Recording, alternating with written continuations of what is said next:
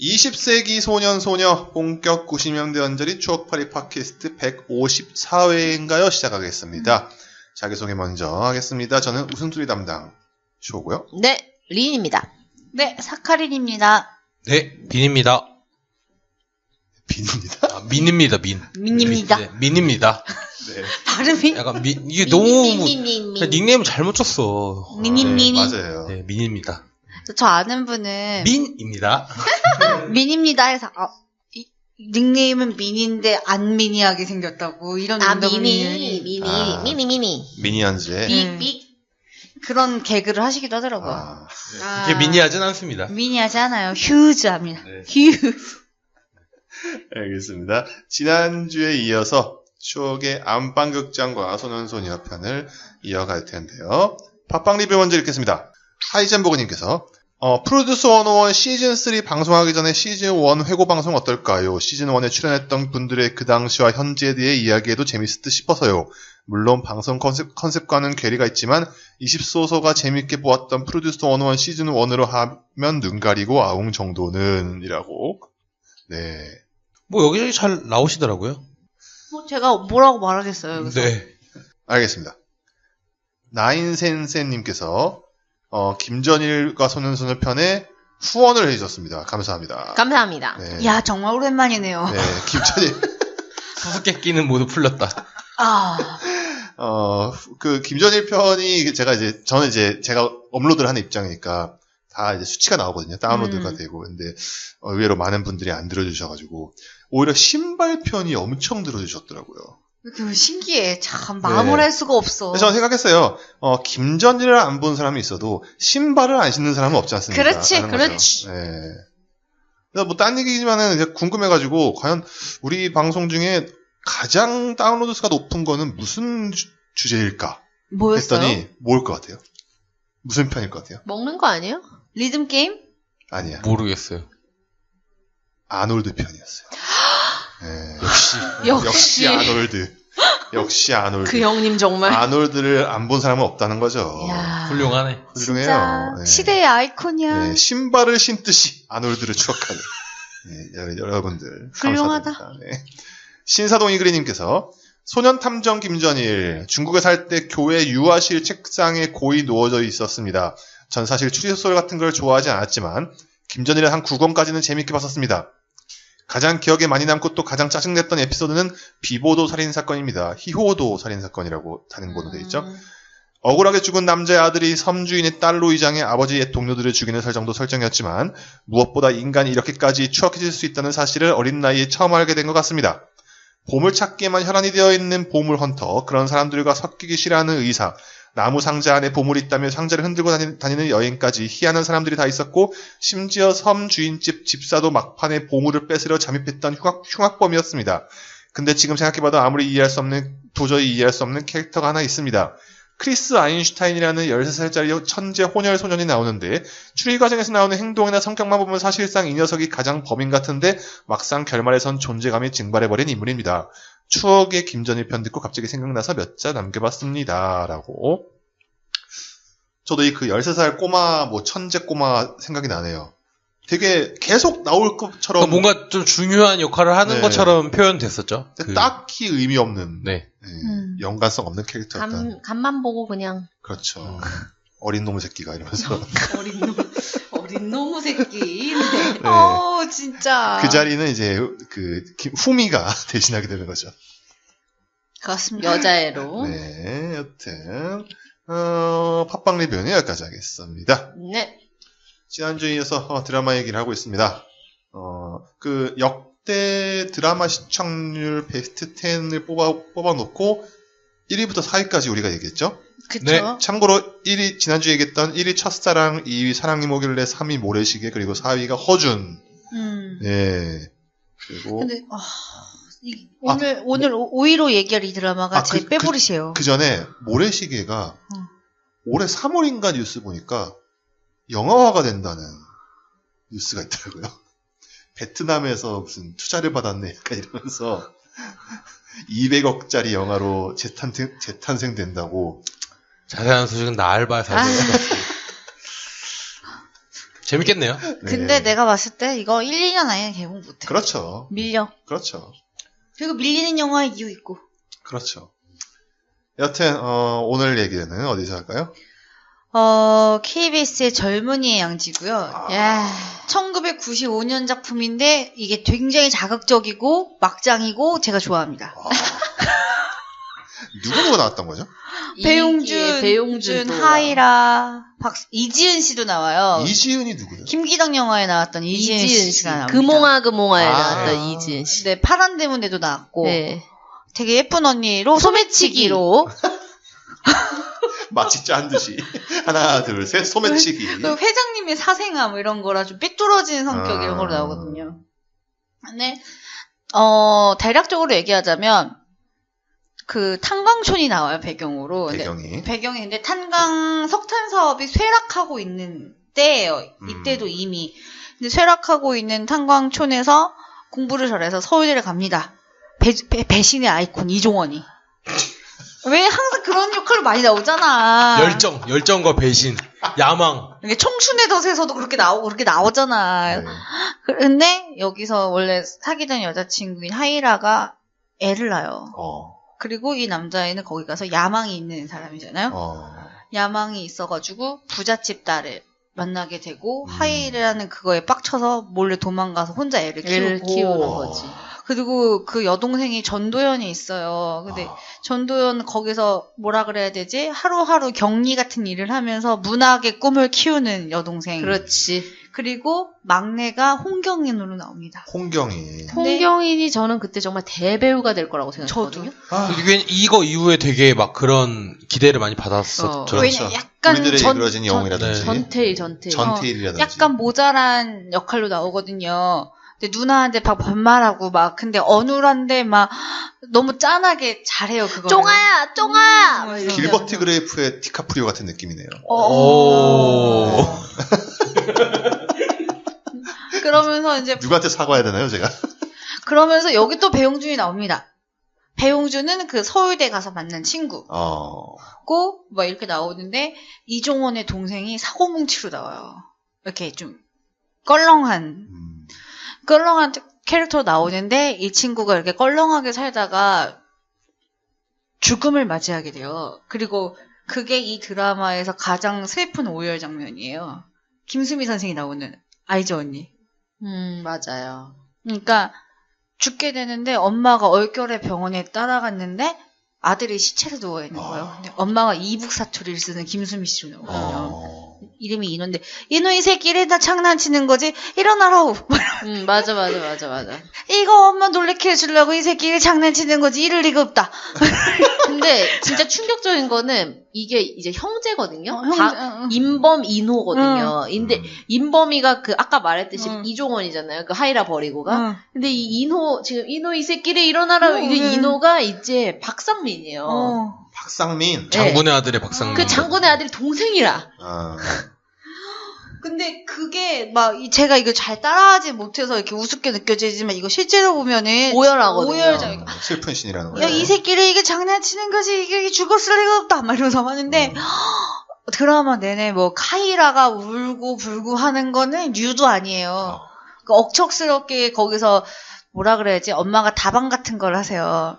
엄마가 한복 입고 다방 같은 걸 하시는데 맞아.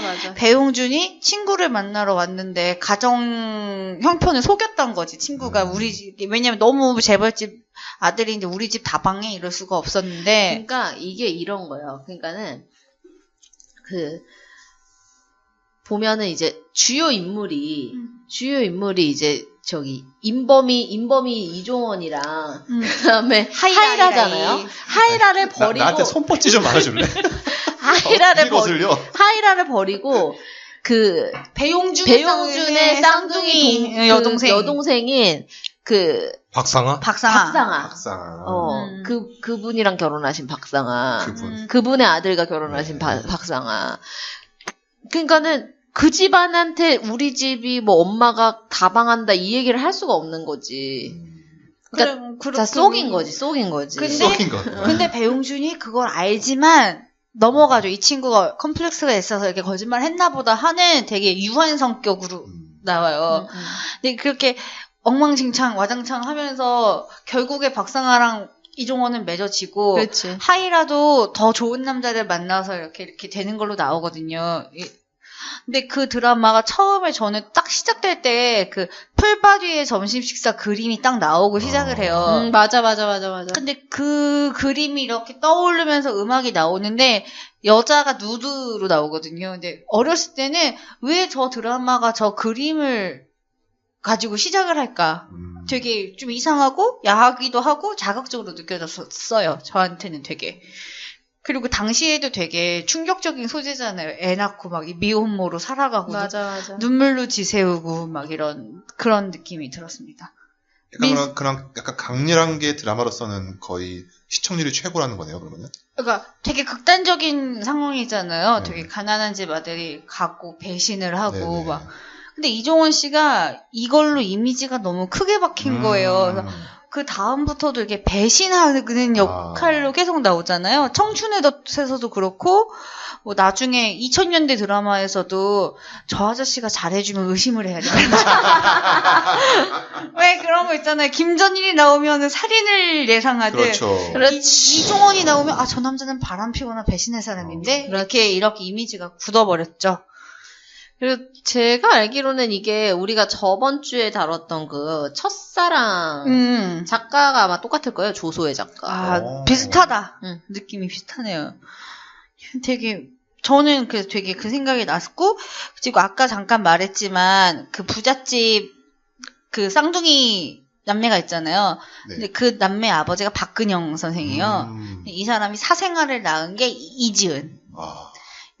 파란대문 보신 분들은 되게 강렬하게 기억하실 건데. 김기덕의. 네. 그 여자랑 그리고 그 이종원의 동생이 같이 서울에서 어울려 다니는 걸로 나와요. 그러니까 약간의 좀 애정 라인을 형성하는데 남자가 죽는 걸로 끝이 나게 되죠. 저는 허준호 씨가 기억나요? 이 드라마. 허준호도 고향 친구로 나와. 권투 선수 아니야? 뭐 그런 걸로. 우리 할머니 맨날 허장강이 아들이라고 부르셨던. 그렇지. 그렇죠. 네, 어른들은 우리 할머니 그래요. 맨날 그래. 아이고 저 허장강이 아들 나왔네. 허장강이 아들. 그래서 김용건 아들이 자기 본명 숨기고 활동한 거 아니야. 우리 할머니가 허장강이 아유 허장강이는 맨날 악역만 했어. 맨날. 최무룡이 허장강이는 맨날 뭐 악역만 했지. 이러면서. 아까도 최무룡 씨 아들 나왔네요. 생각해보니. 이것도 주말 드라마였는데 극적으로 끝이 나는 게 뭐냐면 홍경인이 약간 선천적으로 지능이 낮고 이런 게 아니라 충격을 받아서 바보가 된 거였던 것처럼 나와서 맞아. 멀쩡해져가지고 누나 막 그렇게 너무 다정하고 정상적으로 누나를 부르는 걸로 끝이 나요. 그 임창정의 게이트 같은 거네요.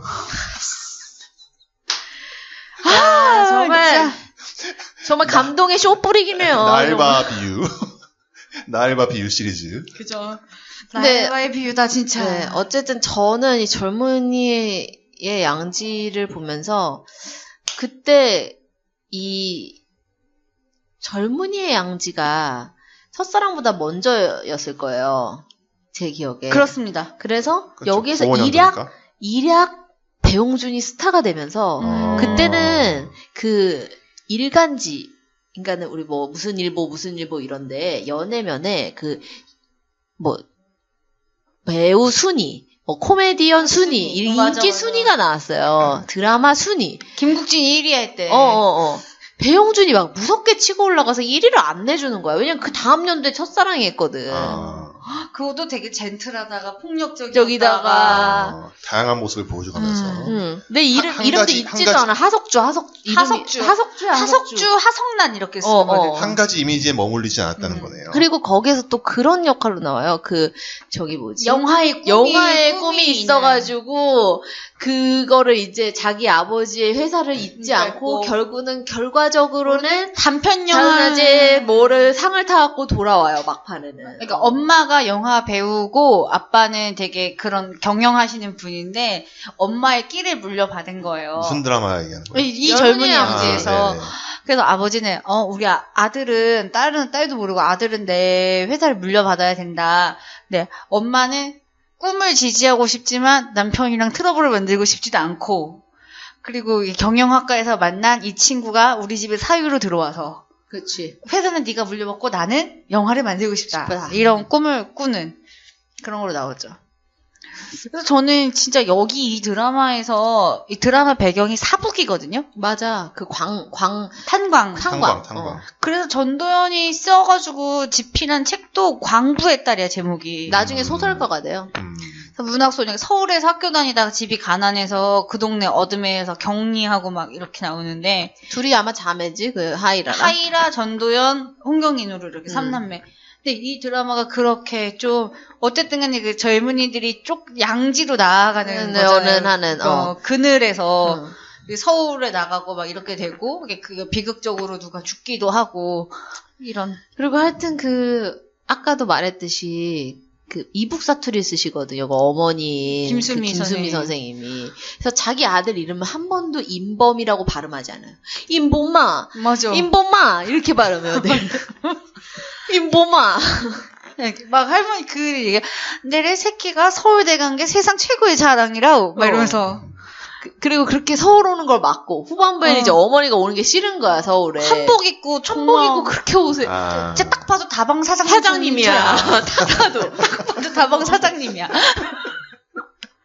그리고 둘째 아들이 되게 착한 게 다방 레지가 조금 질 안 좋은 남자한테 겁탈당하려고 하는 걸 도와주다가 되게 공경에 빠지고 그래서 서울로 도망가고 이런 타입으로 나와요. 물론 공부도 안 하고 장군의 아들이라 그래. 사고만 치는 둘째보다 그 공부 잘하는 이종원을 예뻐는 했지. 근데도 항상 그렇게 너무 나쁘진 않고 의협심이 있는 아들이었다. 이런 설정으로 나오거든요. 근데 그 아들이 잘못되니까. 그때 그런 거지. 근데 이거 유튜브에 있을 것 같아. 되게 유명한 그 장면이라 아직도 생각나는 거 보면. 아마도 뭐 해피타임 이런 걸로 있을 것 같은데. 있을 거야. 해피타임 해피타임은 MBC라서 없을 거예요. 근데 해피타임이 MBC라 어떡하지? 그대 그리고 나가 97년작인데 이것도 MBC네요. 이것도 MBC 드라마 왕국이잖아요. 해피타임으로 볼 수 있다는 거. 네. 근데 그대 그리고 나는 진짜 근데 영상미가 있어. 이게 그런 거예요.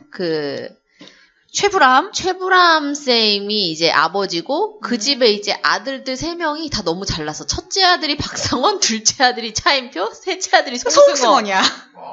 97년에 송승헌은 대단했거든요. 미남이었지. 연기는 잘 못했지만 그래도 대단했거든요. 뭐 지금은 잘하나? 네, 그러니까요. 지금도 얼굴 대단하잖아요.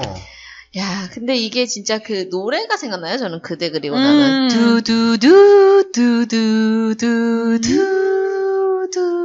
맞아.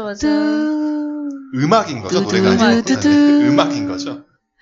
근데 저 여기 생각나는 박원숙, 양택조, 최불암 선생님의 그 약간 뭐라 그래야 될까? 중년 삼각 로맨스랑 박상원이랑 그리고 여기가 배경이 강원도 묵호예요. 묵호항이 이렇게 배경으로 나올 때 굉장히 아름다운 장면들이 많고 뭐라 그래야 되지? 자녀들이 결혼을 하면서 겪게 되는 갈등 같은 게 최진실도 나오고 그래요. 근데 아까 말했던 젊은이 양지처럼 막 극단적인 자극적인 게 설정은 없어요. 그냥 이렇게 주변에서 있을 만한 얘기들이 나오죠. 그런 드라마인데 저는 그때 박상원 너무 잘생겨 보였어요. 지금은 너무 아저씨 그 자체가 됐는데 그때는 제가 좋아하는 커피 광고 모델 스타일 있잖아요. 그리고 그때가 벌써 이게 97년작이면은 20년 전이잖아요. 그렇죠. 그러니까 박상원 씨가 진짜 약간 미모의 절정기라 그래야 되나? 맞아. 네, 젠틀 그 당시 미모의 절정. 나이가 어땠는데요? 그 당시 나이가? 모르죠. 이분이 한 50대라고 치면은 97년 20년 전이면 한 30대 초반이었겠죠. 그 정도였겠죠. 59년생이니까 59년생이요? 네. 30대 후반쯤 됐겠네요. 그 정도? 네. 중후반쯤 됐겠네요. 그랬는데도 30대 연기를 30대 초반 연기를 하셨으니까. 어쨌든 최진실이랑 맺어져요. 그리고 복길이도 나오고. 김지영 씨. 복길이 알죠? 김지영 복길이. 김지영. 네. 김용림 씨의 며느리. 네. 근데 이 복길이 님이 여기에서도 약간 좀 뭐라고 하지? 시골 처녀예요. 근데 요 시골에서 뭔가 이제 굉장히 그 드문 잘생긴 얼굴로 이제 차인표. 얼굴 하나밖에 믿을 게 없는 게 차인표인데 차인표랑 맺어져요. 엄청 들이대가지고. 들이대서 맺어졌는데 군대를 가요, 차인표가. 근데 뒷바라지 진짜 열심히 해줬는데 자기 제대할 때 되니까 여자 실컷 만날 수 있을 것 같은데 얘랑 왜 만나? 이러면서 헤어지자고 하고 김지영은 순하게도 눈물을 뚝뚝 흘리면서 오빠 만나고 싶은 사람 실컷 만나고 잘 살아요. 그랬는데 임신을 한 거야. 그렇지. 그래서 결혼을 해야지. 그래서 차인표가 정신을 번쩍 차리고 이렇게 착한 애를 이라고 하고 결혼을 하고 여자 이렇게 모시고 사는 애처가로 돌변하는 그런 걸로 나오거든요. 이본도 나오고 드라마에. 이본은 송승헌이었죠. 송승헌이랑 막내. 송승헌 상대요?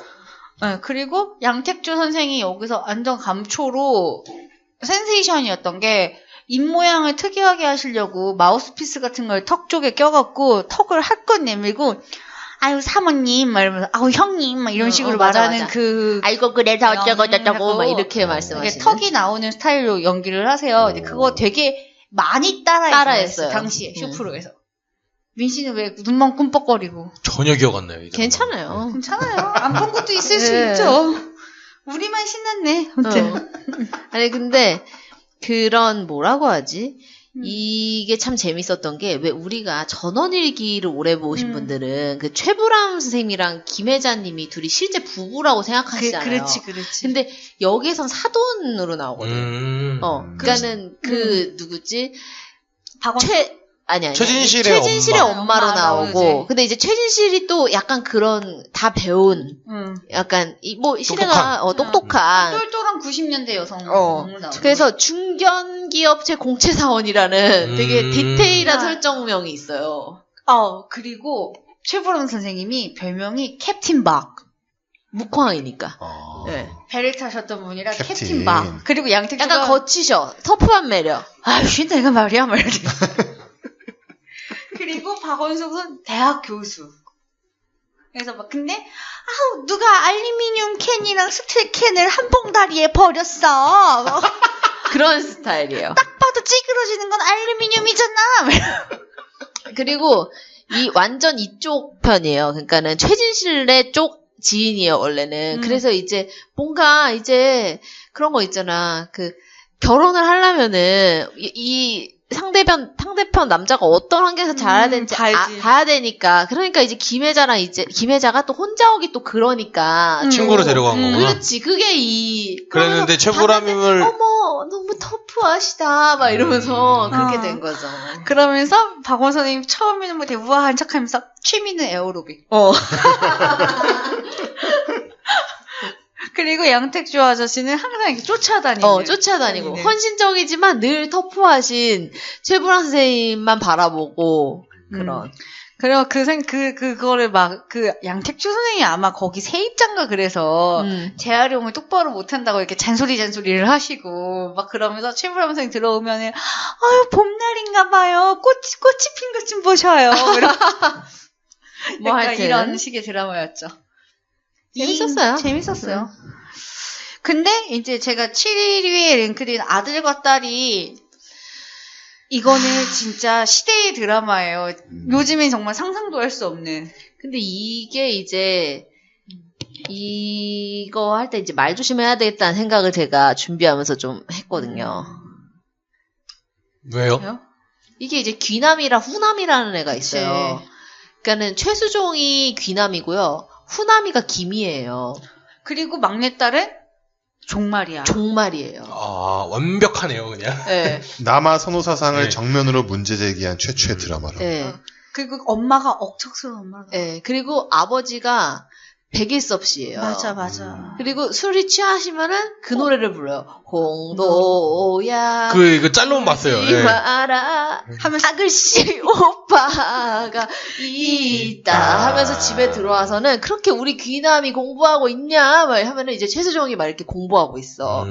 그래서 이제 김희애는 공부 열정이 있거든. 그래도 여자가 무슨 대학을 가? 막 이러면서, 고등학교 보내준 것도 감사한 줄 알아야지, 막 이런. 그게 히트가 뭐냐면, 쌍둥이인데 사주가 같잖아요. 딸이 너무 잘 되면 오빠 앞길 막는다고. 막 교과서를 아궁이에 태우는 거야. 전교 1, 2등을 하는 딸을. 너 때문에 귀남이 대학 못 가면 어떡해? 막 어머니가 정혜선 씨야. 그 허준 엄마, 코 평수 넓으신 그 앞길 막는다고. 니까지냐 아니 무슨 공부를 하냐고. 뭐 그런데 최수종은 유약해.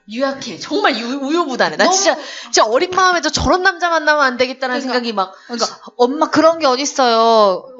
얘 후남이가 훨씬 공부 잘하는데 이렇게 해도 되잖아. 근데 계속 물끄러미 보고 있어. 그러니까 지방에서. 너무 미안한 눈빛인데 아무것도 안 해. 더 나빠. 근데 결국에 재수를 해서 대학을 가요, 최수종이. 그리고 거기서 최실아를 만나고, 그리고 이제 김희애도 가서 좋은 조력자들을 만나서 나름 성공한다는 얘기예요. 근데 여기서 되게 이 두 남매와 밑에 있는 종말이, 딸이라고, 이제 정말 끝이라고, 우리 집의 자손은. 종말인 거예요. 너무 슬프잖아요. 진짜 귀남이, 후남이, 그리고 애가 막 감기 걸리면 야, 너 딴 방 가서 자라. 너희 오래비한테 감기 옮긴다. 그래가지고 그 폭삭 막 물을 뿌려가지고 그 교과서가 그래. 막 그러면은 쪼그리고 앉아서 그 교과서를 말려가고 막 그러는 걸 나와요, 김희애가. 근데 이 드라마를 보고 전국의 어머니들이 공분하셨겠죠. 본인의 어린 시절이 막 떠오르면서. 이게 92년도 드라마인데. 네. 대단한 드라마예요, 사실. 네. 근데 이거를 엄청나게 많이 보여줬어요. 되게. 그리고 심지어 7대 독자라서 귀한 아들이라 귀남이잖아요. 7대 독자야. 3대도 아니고 5대도 아닌 7대 독자야.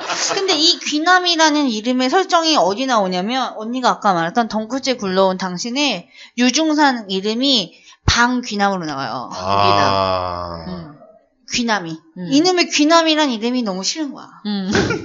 아니 이거는 좀 이거랑 연관되는 얘기일 수도 있고 딴 얘기일 수도 있는데 저 아는 분이 딸이 1번부터 7번까지 다 딸인 거예요. 그리고 8번째가 아들인 거예요. 그래서 이슬제의 산해남이라고 해서 이름을 제남이라고 준 거예요. 그러니까 옛날에는 실제로 그랬던 거예요. 근데 이거는 저보다 저희 엄마 또래 얘기인데 제 친구들 중에는 딸이 4이고 5번째 아들인 정도는 있었어요. 같은 반에. 주변에 한 집 정도는 그렇죠, 있잖아요. 그렇죠. 근데 아직도 21세기에도 그러고 있다는 게 무서워요. 솔직히. 그리고 저는 이제 결국은 어찌저찌 해가지고 이제 귀남이는 계속 이제 그 당시에 어머니 아버지가 제일로 치는 게 사법시험이잖아요. 그지. 사법시험을 계속 낙방해. 그리고 후남이, 그러니까는 김희애는 이제 자기가 혼자서 이제 살아남아야 되겠다. 왜냐면 자꾸 나는 공부 잘하는데 집에서는 그거를 자꾸 못하게 하니까. 그래서 처음에는 막 되게 막 일하고 막 이제 혼자 나와가지고. 그런데 이제 하여튼 주경야독을 해요. 그러니까 일하고 막 밤에는 공부하고 해서 결국은 어찌저찌해서 대학을 가. 대학을 가서 선생님이 돼, 내 기억으로는. 선생님이 돼서 거기서 한석규를 만나요. 거기서 한석규가 나와. 근데 개명한 남자야, 굉장히. 그러니까는 튀었어. 그러니까 요즘 남자. 그러니까 이 가부장에서 벗어난 남자. 2018년 남자 같은 느낌. 그래서 그러니까 너무 치유를 많이 받는 거야, 이 남자한테.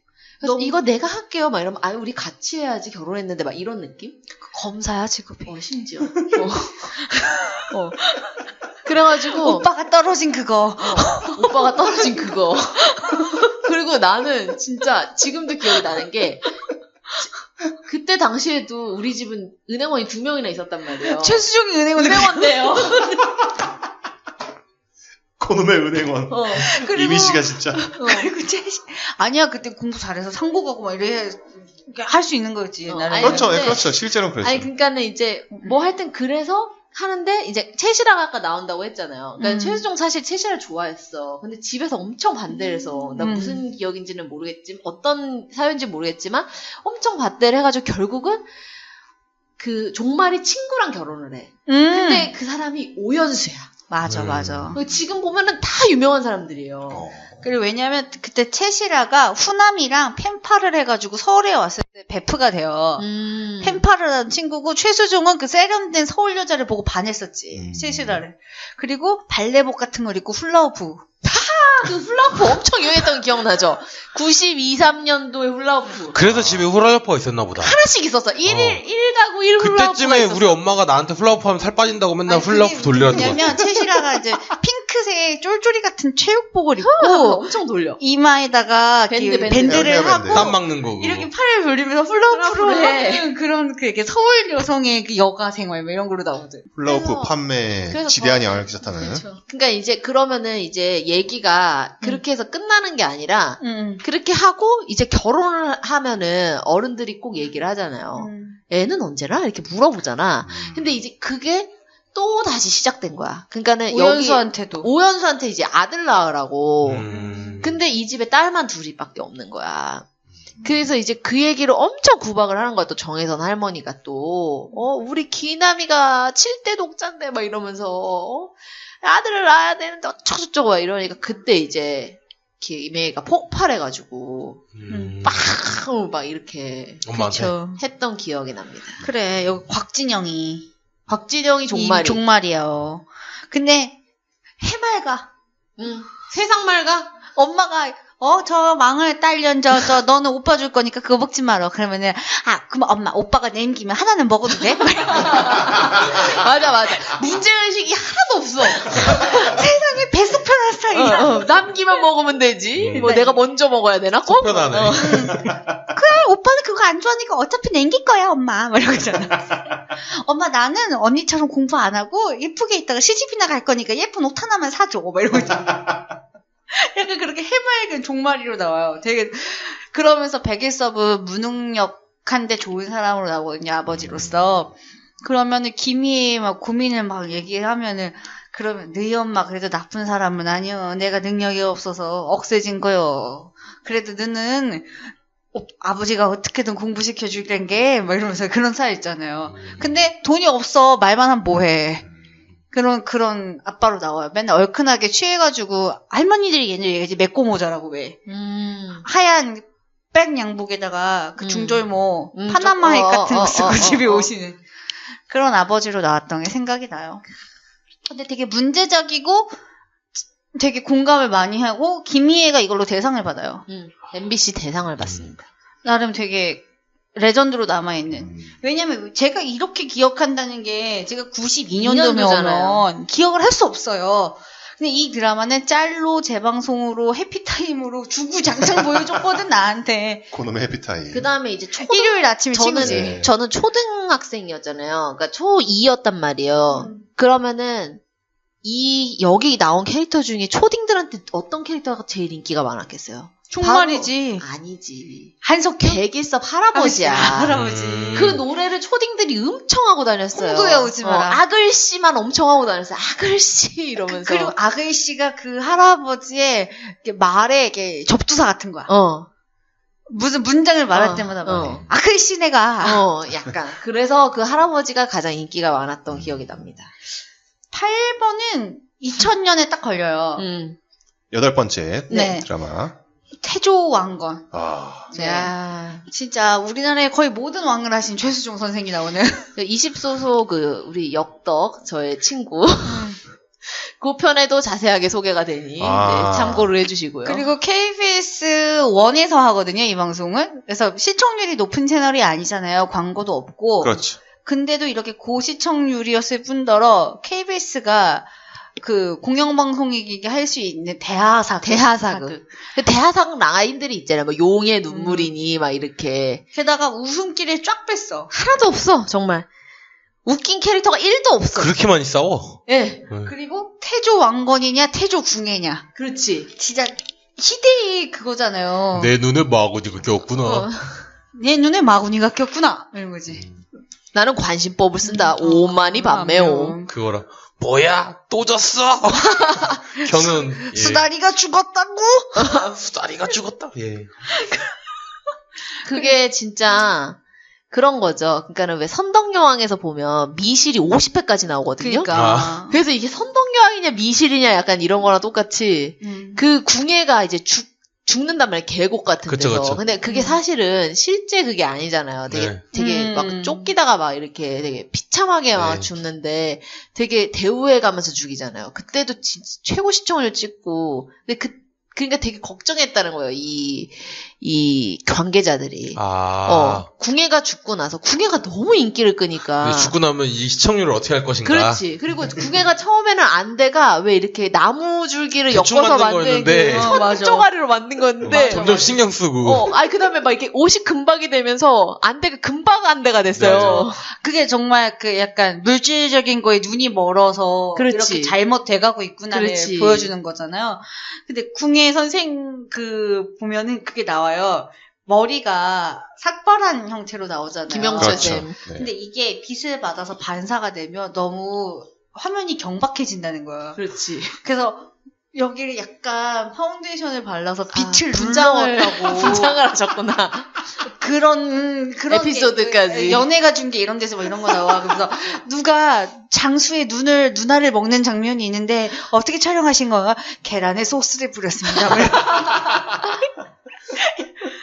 그런 게 사소한 거 하나하나가 연예 프로에 나올 정도로 되게 인기를 끌었던 거죠. 그 다음에 약간 그런 거 있잖아요. 우리가 그 전까지만 해도 이렇게 조선, 그러니까는 한명회라든지 막 그런 게 좀 많이 나왔어요. 그쵸, 용의 눈물도 사실 조선 초기잖아요. 이렇게 멀리는 안 갔지. 그러니까 너무 생소한 거야. 이 후백제, 막 후고구려, 막 이런 시대. 그치.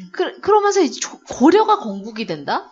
너무 생소한 거예요. 근데 그때를 이제 그래서 남자애들이 되게 요거가 되게 재밌었던 거는 아까도 민 씨가 말했던 것처럼 싸움이 진짜 끊이질 않아요. 이게 계속 땅 따먹기를 계속 전쟁이야. 시기이기 때문에 어떤 장수가 계속 있고 그러니까는 정말 이때를 약간 후삼국 시대라고 하잖아요. 그치. 그러니까 진짜 약간 그 중국의 삼국지처럼 계속 여기도 싸움이 있고 장수가 있고 막 이러니까 그래서 되게 제 또래 남자들은 좋아했던 기억이 나요. 이 드라마를.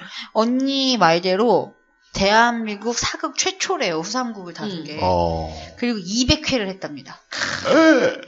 안 끝나. 그러니까 2000년 4월에 시작해서 2002년 2월에 끝나요. 거의 그래서 2년을 했네요. 한 드라마에서 대상이 2명이 나왔어. 전에 해는 김영철, 그 다음에는 최수종. 그러니까 방영 기간이 그렇게 길었던 드라마인 거죠. 어찌됐든 태조 왕건이가 왕건한테 대상을 줘야 될 거 아니야. 근데 아직 왕건이 막 나오기 전이니까 어찌됐든 그만큼 끌어갖고 되게 센세이션을 일으킨 그 궁예한테도 줘야 되니까 맞아. 준 거죠. 줘야 되고 또 연기가. 네, 그래가지고 결국에 견훤이 되게 또 궁예가 되게 멋있게 죽어 마지막에 그래. 가장 사랑하는 여자와 나는 모든 걸 다 이루었으나 모든 걸 다 잃었다 막 이러면서 막 그렇게 폼나게 죽지 않지만 폼나게 죽여주고 대우를 해줘야지. 그래. 너무 인기를 끌었기 때문에. 그래서 또 그럴 때 보면은 꼭 이제 신문에 그런 기사가 나요.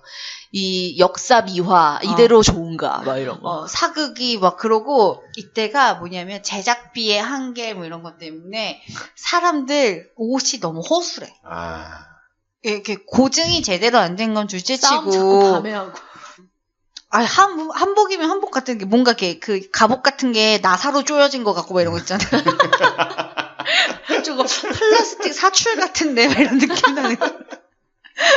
그런 느낌이 나는 그런 건 좀 있었는데, 그리고 좀 이게 실제 역사도 그렇지만 여러 나라를 이렇게 하나로 묶어서 건국을 하려면 제일 좋은 게 혼맥인 거예요. 그렇지. 왕건이 또 저기 부인이 많기로 유명하거든요. 그래서 여자가 너무 많이 나와서 저 사람이 몇 번째 부인인지 몰라.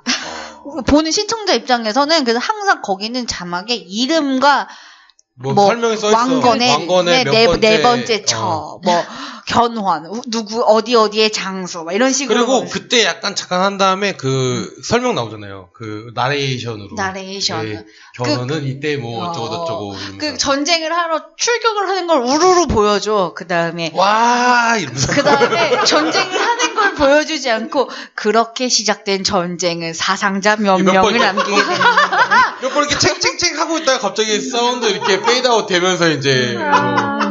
왕건군은 이때 후퇴하였다. 뭐 약간 뭐 이런 식으로. 그 다음에 갑자기 신하들이 모여가지고 막 얘기하고, 저희가 패퇴하여 어쩌고 막 이러면서. 그리고 견훤이 수달이라는 장군을 되게 형제처럼 막 이렇게 하거든요. 근데 제 친구가 이름이 수경이었어요. 그래서 졸지의 별명이 수달인 거야. 이 초딩들의 그 센스라는 그렇지. 게. 그래서 장수경이었는데 맨날 애들이 장수달. 근데 그 수달이라는 이름을 주는 게 되게 그때 이름이 되게 생경하잖아요. 요새 이름이 아니잖아요. 그렇지. 왜냐면 조선시대 이름은 우리가 다 그냥 이름 같은 이름을 쓰니까. 그랬던 생각이 납니다. 굉장히 길었고 아저씨들이 좋아했어. 맞아. 아저씨들이 진짜 좋아했고 그 다음에 저기 뭐지? 대조영도 한번 했어. 대조영도 최수종이에요. 대조영은 부여. 아니지, 발해. 발해, 맞아, 발해. 근데 발. 어찌됐든 그리고 이게 참 재밌는 게 이제 궁예가 가면 그 다음에는 이제 견훤을 무찔러야 삼국이 통일이 되는 거야. 그렇지. 왕건으로서. 했더니 또 견훤을 맡은 이 서인석 아저씨가 또 부각이 되는 거지. 막 이렇게 노장, 막 수염 허옇고 막. 그리고 그 아저씨가 조금 유약하고 병사들을 되게 사랑해. 그래. 전쟁에서 이기는 게 중요한 게 아니야. 나의 형제들을 다 죽일 수는 없단 말이야. 근데 진짜 인물도 너무 많이 나와요. 너무 이 많아. 드라마는. 너무 많아. 그리고 이제 후에 사실 요즘도 아니지 한 작년 정도에 그 인터넷에서 그 뭐라 그래야 돼 트위치나 뭐 이런 데서 이제 이 드라마에 나오는 부분을 영상을 짤로 만들어가지고 도네이션으로 많이 썼죠. 뭐 예를 들면 게임하다 죽으면은 견훤 아저씨 나와서 뭐야 또 졌어? 이번엔 아주 전멸을 했다고? 뭐 이걸 계속하는 거예요. 그러니까 막 예를 들면 플레이어가 죽어요. 그러니까 뭐 그러면 배틀그라운드 하다가 사람이 죽을 것 같은 타이밍인데 이걸 딱 도네이션으로 꽂는 거예요. 그럼 죽는 화면과 동시에 딱 그 영상으로 나오는 거죠. 뭐야 또 졌어? 하면은 아니 그리고 이거 그런 식으로 놀리는 걸로 많이 나 나왔어요. 혼자 산다에 기안84가 나오잖아요. 네. 작업할 때 이걸 부금으로 틀어놓더라고. 그치. 되게 좋아해. 되게 좋아해. 그 짤방 중에 뭔 개소리야? 이거 맞아. 무슨 드라마예요, 그거? 뭔 개소리야? 그거 되게 유명한 드라마 같은데. 그것도 이거 아니야? 그걸 모르겠어요. 예. 네. 그 뭐지? 저 중학교 1학년 애들이랑 수업을 했는데 어떤 애가 뭐 이렇게 얘기를 하다가 그거 얼마예요? 그러니까 얼마 주고 샀어 했더니 4달러 그러는 거야. 4달러. 그래서 너네 그걸 어떻게 알아? 내가 어렸을 때 하던 드라마인데 그러니까 선생님 인터넷에서 유튜브에서 짤로 엄청나게 본다고. 그렇죠. 약간 최저한건도 그런 식으로 박제된 것 같아. 그리고 여기도 박상아 씨가 나와요. 여기는 첫째 부인으로. 뭐 한 200명인가 나와요. 아니 근데 첫째 부인이라니까? 1번 부인. 1번 부인. 넘버 원. 넘버 원. 그리고 9위에 이것도 또 MBC네요. 여명의 눈동자. 아. 야, 이건 91년도다.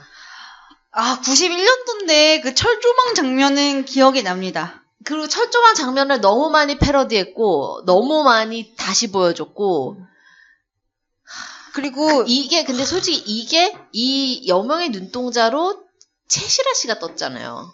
최시라, 최재성 뭐 이런 사람들 나왔죠. 최재성 씨랑 최시라 씨가 그 대단한 철책 키스 장면. 그쵸. 아니 그러니까는 저는 되게 아니 어렸을 때 되게 당황했다니까. 그러니까 91년도에 어리잖아요. 그때 봤어 이거. 아니 그 철책 키스를 리얼 타임으로 봤는데 그게 이제 91년도에 가족끼리 이렇게 있는데 그냥 이제 막 눈밭에 있는 철책이었던 그렇죠. 것 같아. 맞아요. 근데 철조망 사이를 이렇게 아니 그냥 드라마잖아요. 그다음에 좀 애절하고 부모님은 전혀 거기서 키스가 나올 거라고는 생각도 못 한 거야. 그래서 엄마가 황급히 제 눈을 가렸지만 이미 봤어요. 그치. 아이고 남사시를 하려면서. 아이고 남사실. 아니 남사스럽다기보다는 그리고 저 형만 자꾸 그런 중요한 장면에 저를 가렸어요. 이렇게 질투의 키스신 이럴 때도 제 눈을 가려왔고. 나중에 혼자 다시 보라고. 그래가지고 지금 모음집 보잖아요. 그리고 마치 시네마 천국처럼. 엄마의 빅픽처. 여기도 박상원이 나옵니다. 맞아요. 박상원 진짜 여기 많이 나왔네요. 한국 방송계를 이끌었던. 근데 여명의 눈동자 너무 멋있잖아요. 근데 원래 그거 뭐지? 이거가 원래 마타하리래요.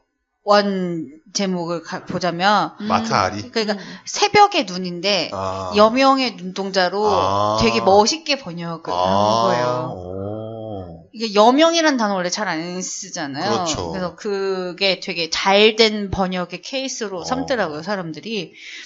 근데 되게 막 갖은 고생을 하잖아요, 사람들이. 그러니까 옛날에 할머니, 할아버지한테 들었던 얘기인 거야. 이제 어떻게 피난을 가서 징집이 어떻게 징용이랑 위안부 얘기도 나오고. 네네네. 그 끌려가지 않으려고 12살에 시집을 갔다 옛날에 그러니까 이런 드라마를 보게 되면 할머니 할아버지의 그 해설을 붙이는 거야. 맞아 그때 저랬어. 아유 외정 때 말이야. 뭐 온 가족이 보면은 더욱더 즐길 수 있는. 이게 저는 딱 그것만 기억나거든요. 이게 그 로케이션으로 필리핀에서 무슨 알로했다는 맞아, 그런 게 막 나와요. 농장에서 노역하는. 그게 되게 보면서 좀 그랬어. 그러니까 진짜 저때 고생 많이 했겠다. 사이판 이런 데서 촬영했다고. 노역하는 거잖아. 그게 그거 아니냐? 그거 검은 꽃 배경도 그런 거잖아. 김영하 소설을. 모르겠어. 모르겠는데. 하여튼. 그러니까 왜냐면 실제로 무식한 우리 방송에서 고맙다.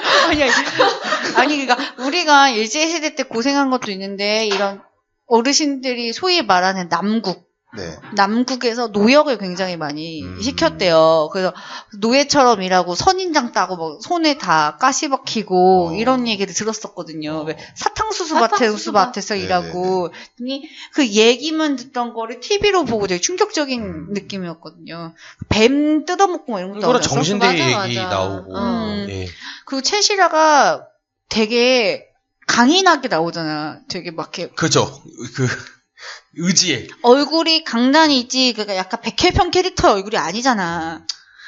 여기다 백혈병 캐릭터 같은 청순가련이 했으면 안 어울렸을 것 같아. 채시라라서 할 수 있었던 느낌? 그래서 철책 키스하고. 되게 저는 채시라라는 배우를 굉장히 좋아하거든요. 근데 나는 이때도 그 해외에서 로케하고 막 해외 현지에서 찍고 막 이런 게 되게 충격적이었는데 이게 91년이잖아요. 근데 그 SBS에서 그 후에 한 1, 2년 뒤에 머나번 송바강이라고 그 박중훈 씨가 나온 게 있어요. 그 월남전 배경으로. 아이고. 그때 너무 쇼크인 거야. 거의 월남에서 찍은 것 같은 느낌이야. 그래서 월남에서 못 찍었을 거야. 아니 그러니까 거의 월남 같은 느낌이니까 한국은 아니야 확실히. 캄보디아 이런 데서. 어린 마음에 진짜 너무 쇼크였어요. 막 와 진짜 외국에서 막 로케를 하는구나. 왜냐면 그 베트남이 공산당 정부가 그렇죠. 있을 때라 우리나라에서 마음대로 못 가게 했을 거예요. 근데 어쨌든 여명의 눈동자도 보면은 되게 막 이 삶의 굴곡이 진짜 막 대단하거든. 이 등장 인물들이. 근데 막 진짜로 엄청나게 내가 이런 훌륭한 스파이가 돼야지? 막 이러고 산 게 아니잖아. 그냥 흘러오다 보니 어쩔 수 없이 살아남으려고 하다 보니 이렇게 돼버렸다. 이런. 그런 거죠. 그런 게 있죠. 12는 요즘에 TV에서 해주고 있어요. 오나라. 이게 가장 최근 대장금이죠. 거죠. 네, 2003년이니까요. 이것도 RPG야. 이런 RPG가 없어요. 최고예요. 난 RPG 드라마의 최고라고 봐. 어떻게 시작을 요리로 시작해서 끝을 은여로 맺을 수 있냐고. 그리고 장르가 다른데 지진이랑 맺어지나 했더니 왕도 좋아한대. 아니 호텔 식음료부에서 시작해가지고 종합병원 의사로 끝난 거랑 똑같은 거예요. 그치. 지금. 그 양미경 선생이 물 떠오라고 해서 물 뜨다가 그 물로 탕약을 끓일 줄 몰랐지. 야. 그다음에 그런 거 있잖아요. 선악이 분명하거든요. 드라마 식음료부 할 때는 그거는 요리할 때는 그 양미경 선생님과 견미리님이 이제 그 최고 요리인으로서의 그 최고가 되고 최고 상궁이 되기 위해서 근데 그 최고 상궁 마마님이 현재 그 여은계 선생님이 돌아가셨지. 그 최고 상궁만이 전해져 내려오는 그 요리 비기가 있어요. 비법 책이 있어요. 그러니까 첩처럼 접어가지고 첩처럼 접혀져 있는. 그리고 저는 진짜 그래서 막 계속 요리 경영 같은 걸 하잖아 아마. 근데 또 견미리네가 또 이희도 아저씨네 집안 사람이거든. 대대로 최고 상궁만을 배출해는. 그러니까 요리를 하는 상궁을 배출하는 집안이자 거기에 납품하는 식재료를 담당하는 거예요. 다 해먹는 거야, 그 집안에서. 그 집안에서 다 해먹는 거야. 근데 엎치락 뒤치락 하고 경연을 시작하겠노라. 그리고 이렇게 이모가 이모 이렇게 먹으면서 이모. 맛이 좋구나. 맨날 이 한마디밖에 안 하죠. 되게 센세이션했던 게 그때 그 MBC의 방송인이었던 그 하여튼 어떤 그냥 방송인이었던 분이 거기 중전인가 누구로 나왔어요. 아나운서 선생이 맞아. 그래서 옆에서 네 그렇사옵니다 폐하 막 이렇게 되게 어색한 연기 국어책 듯한 박정숙. 그러나 단아해. 중전이야 중전. 그리고 거기 연생이라고 박은혜 씨가 나오는데 어렸을 때부터 조금 이상한 애로 나와요. 난 요리 같은 거 못하는데 나 키우는 거북이가 있어서 같이 자야 돼. 막 이런 식의 캐릭터야. 그리고 나는 먹는 게 좋아서 여기를 왔어. 막 이런 거 있잖아. 그 거북이 키우는데 어눌하고 순수한 게 매력이라 왕의 애첩이 돼요. 그 친구가. 아니 제일 많이 하는 대사가 이거야. 장금아 어떡해. 이거예요. 근데 내가 주상전하에 예쁨을 받고 있으니까 너를 도와달라고 말을 해볼게. 막 이러고 있잖아. 이런 느낌. 이런 캐릭터. 그리고 종사간 나으리 민정호가 나오죠. 민정호. 원래 궁녀는 사랑을 하면 안 되잖아요. 그렇죠. 근데 은여는 결혼을 해도 되기 때문에. 그렇지. 은여로 바뀐 후에는 이제 눈밭에서 업고 다니고 막 도망가서 살자 그러고 막. 그리고 마지막까지 키스씬을 어떻게 한 번을 안 보여줘? 계약서에 써있나 보지. 민희 씨 빵 터졌어. 키스 한 번을 안 해. 내가 봤을 때 이영애는 소속사에서 그 조건을 걸었어. 내 생각도 그래. 그래서 아니 그리고 내가 그때 리얼타임으로 막 그런 거 있어요. 이렇게 잘 되는 드라마는 꼭 회차를 짝수로 안 끝내고 홀수로 끝낸 다음에 마지막을 이제 에피소드, 비하인드, 스페셜 이런 걸 했을 때 MBC가 그런 짓을 되게 잘했어. 그래가지고 마지막에 이제 이병헌 감독이 그래 여기서 한 번 하라 이거지. 키스를 한 번 하는데 끝까지 이영애가 안 해. 비하인드 씬에서 그랬다는 거죠, 이영애 씨가. 아주 그냥. 그리고 본인이 원하는 대로 하는 거죠. 그렇죠. 그리고 여기에 또 이면식 선생이 나와요. 그렇죠. 이면식 선생도 거기서 이렇게 요리를 하는 역할이고 금보라 씨랑 부부로 나오죠. 그렇지.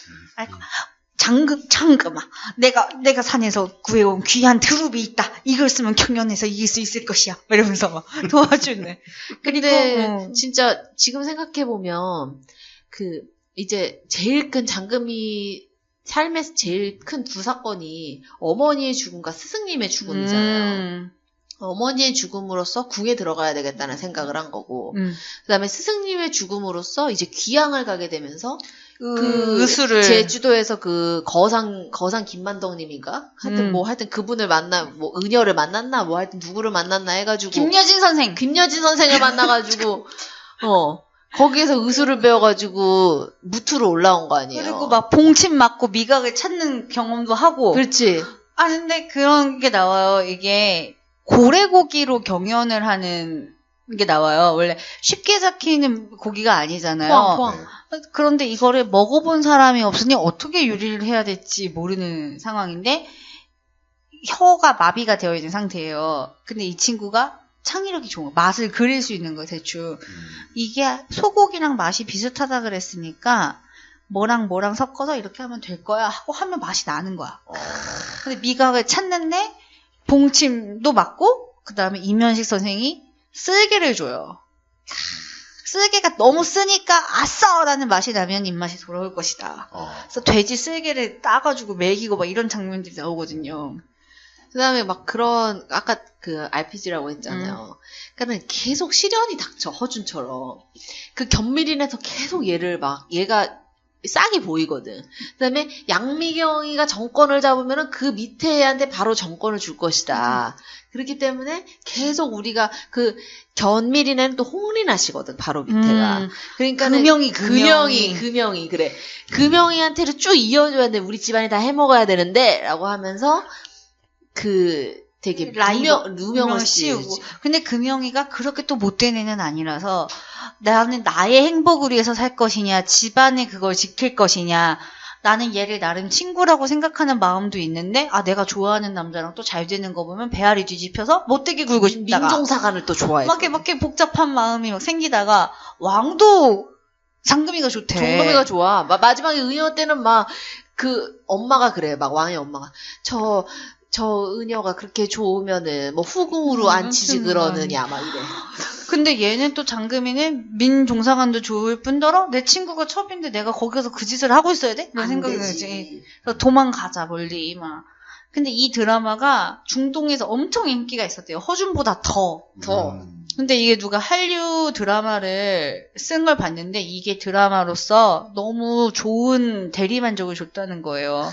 여성이 계속 해서 성공을 하고 시련에 닥치고. 그러니까 왜냐면 보통의 그 드라마에서는 남자 때문에 인생을 망치는 게 많이 나오는데 남자가 철저한 조력자가 돼주고 계속 지켜주고 손도 안 돼.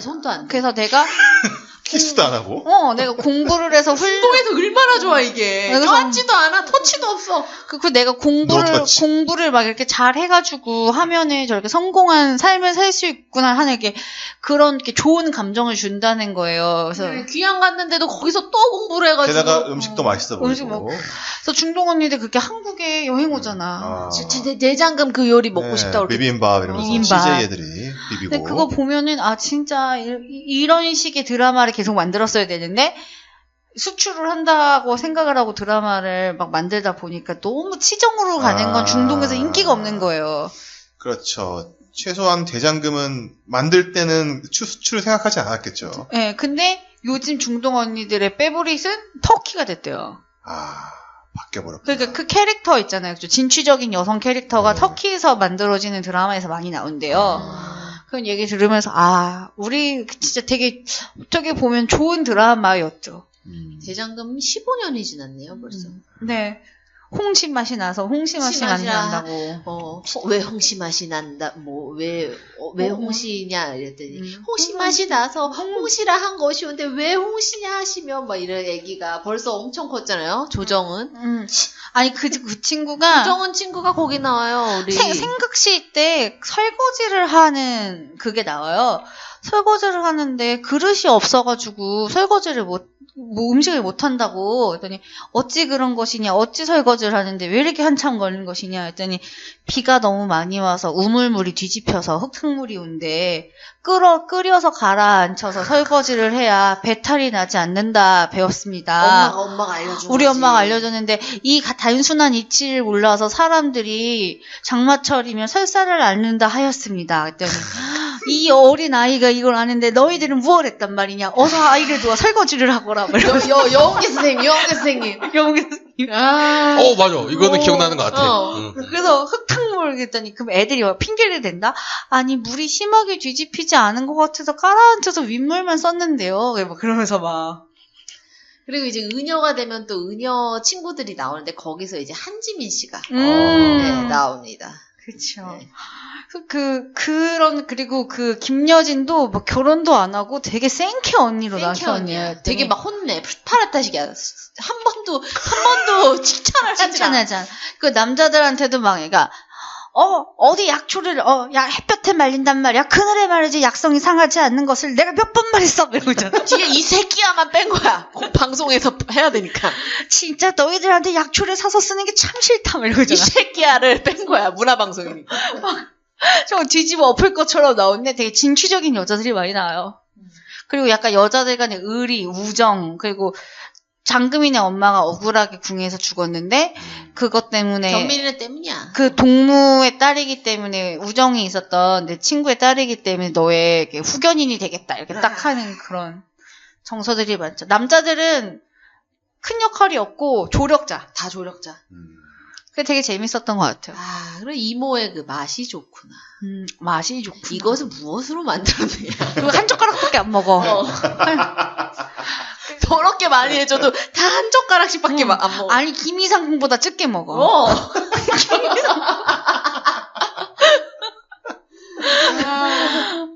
그 김이상궁 같은 것도 나오고 그다음에 뭐냐면 음식을 계속 하잖아요. 그러면 그 경연할 때 배경음악을 깔고 칼질을 하는 게 보여요. 착착착착착. 음악 나오면서 디리리리리리 막 이런 노래가 나와요. 그리고 그 RPG 중에 어떤 RPG가 있냐면 뭐냐면 대회의 주제가 만두야. 아, 만두 밀가루 없어져. 밀가루로 도둑 맞아 이 영화가. 그래서 만두를 밀가루는 귀한 것인데 우리나라가 밀이 안 나잖아요. 어디 너는 식재료를 잘못 관리했으니까 이거 그 가치가 올라올 수도 없다 했는데 배춧잎 같은 걸 얇게 쪄가지고 말아서 어떻게 한 거예요. 만두 모양으로. 지겨주네. 그러니까 어찌 밀가루로 하지 않았어? 했더니 막 하니까 어떤 여자애가 뛰어나오더니 우는 거예요. 왜 우냐 했더니 사실 그게 되게 뭐냐면 그 많은 궁녀들 중에 한 분이 은퇴를 하셔서 그 은퇴 선물로 만둣국을 대접을 하는 건데 그 궁녀가 그 집 딸인 거예요. 아이고. 근데 이게 뭐냐면 명나라 사신이 와서 궁녀를 건드려서 애를 낳는데 그렇게 되면 쫓겨나야 된다는 거예요. 왕의 여자가 딴 사람의 애를 낳았으니까. 그치. 근데 궁녀들이 의리가 있어서 숨겨서 키워준 거예요. 숨겨서 키워줬는데 엄마가 은퇴한다 그래서 따라서 나갈 수는 없는 거예요. 궁녀가 맘대로. 이제 엄마를 이제 영영 못 보게 되니까 엄마가 그렇게 좋아하는 만둣국 한번 끓여주고 싶어서 내가 밀가루를 훔쳤다고. 내가 잘못했다고 우는 거야. 근데 하필이면 장금이 걸 훔쳤고. 그래. 인성이 걸 안 지금. 뭐 그거야 뭐. 주인공이니까. 네, 시련을 줘야죠. 그런 시련이 그래서 만두 퀘스트를 만만해 보이는 만두 퀘스트를 완료하였습니다. 그래서 저는 이제 그 장면이 되게 기억이 나요. 이제 결국은 장금이가 받아야 될 벌까지 양미경 쌤이 다 받아. 그래가지고 귀향을 간단 말이지. 어찌저찌 이제 해가지고. 근데 이제 귀향을 가는데 이제 이제 늙었잖아. 어쨌든 더 나이가 많잖아. 해주고 귀향을 간대. 이제 귀향을 갈 때 편히 안 보낸다고. 옛날 귀향은 다 걸어가게 한다고. 맞아. 그 먼 거리를 지금 막 KTX 타고 가야 되는 거리를 귀향 가다 죽으라고 보내는 거야. 그래. 가다가 돌아오지 말라고 보내는 거야 사실. 근데 거기에 가는데 이제 선생님이 막 쩔뚝거리니까 이제 걔가 딱 업어. 장금이가. 그 등에서 죽는다고. 이용의 등에서 죽어. 근데 막 그 갈대밭이 있는데 이제 그 갈대라는 거가 향상하는 게 이제 가을일. 이제 뭔가 저물어가는. 그 약간 그런 죽음의 이미지가 있단 말이지. 그래가지고 저 멀리서 막 찍는 거야 카메라가. 가는 거야 막 장금이가 선생님을 업고. 그래서 왜 말씀이 없는 것입니까? 막 대답을 하십시오 하는데 막 우는 거지 장금이가. 그걸 보면서 막 나도 우는 거지 막. 귀향 가는 거 왜 귀향 가냐면 임금이 원기 회복하라고 유황오리를 끓여줬는데 유황은 독인데 왕의 독사라르도가 있었다고. 그래. 거기서 인간은 최고 상강이 됐어. 양이 최고 상급이 되고 견밀이네가 이제 다 어디 저기 골방 같은데 무슨 되게 이상한데 맨날 역적모이 한 데 있어. 그런데 이제 쫓겨났거든. 거기에서 그걸 이제 이번에 이걸로 엮어가지고 해야겠다 해갖고 하는데 유황오리를 아닙니다. 오리가 다 소화시키고 살에는 독성이 남아있지 않습니다. 아니 어찌 그렇게 위험한 걸 임금님에게 진상할 수 있냐고. 근데 마침 이모가 아파. 지금 다 이모 탓이야. 지금 왕한테 이모라고. 아니 근데 그 중종인가 그래. 중종이 중종 반정으로 왕이 됐잖아요. 실권이 없어. 그리고 그렇게 원래 먹는 걸 되게 좋아했대. 토실토실하고. 토실토실하고. 아니 그리고 인생사 낙이 뭐 섞었어 자기 맘대로 할 수 못하고. 할 수 있는 것도 없는데. 그다음에 나는 그때 또 기억에 남는 게 이거는 음식하는 상궁들의 얘기잖아요. 그때는. 근데 그러면은 그냥 우리가 원래 봤던 그 중전마마 누구 들었사옵니다 했던 그런 상궁들도 있을 거 아니야. 있어. 왕 옆에 그 내시 중에 대빵이 있고 상궁 중에 대빵이 있을 거야. 상선영감이랑 그 상궁 대빵 언니가 그 언니야. 박정수 아줌마. 맞아. 그 아줌마가 그렇게 또 견밀이 편을 또 은근슬쩍 들어. 그 요리를 해갖고 오잖아요. 이 요리는 누가 하였는가 이렇게 왕이 부르면 서가 장금이라는 자가 해왔습니다. 그래. 김가 누구입니다. 이렇게 그 말투가 그 얘기 있어. 소개 MC지. 그러니까 지금으로 따지면 MC. 그렇지. 그리고 그 임현식 선생이 되게 요리를 대충 하는 것 같은데 잘하는 사람으로. 이런 모자 쓰고 나와가지고 장금아 이게 내가 귀하게 구한 식재료인데 막 이러면서 갖다 주고. 임현식 선생이 요즘에 같이 삽시다라는 프로에 잠깐 나왔는데 너무 늙으신 거예요. 내가 이렇게 좋아하던 아저씨가 너무... 이렇게 연세드는 건 나도 늙었구나 생각. 줄을 서시오 할 때가 벌써 20년이 넘었으니까. 그러니까.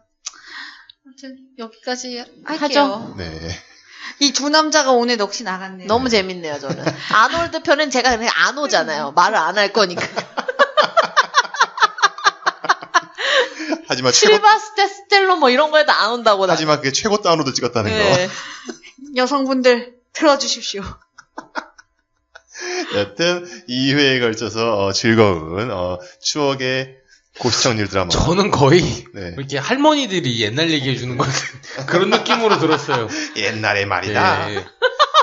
창금이라는 아이가 있었는데 박복해. 네, 그런 느낌. 홍씨가 홍씨라고 그래서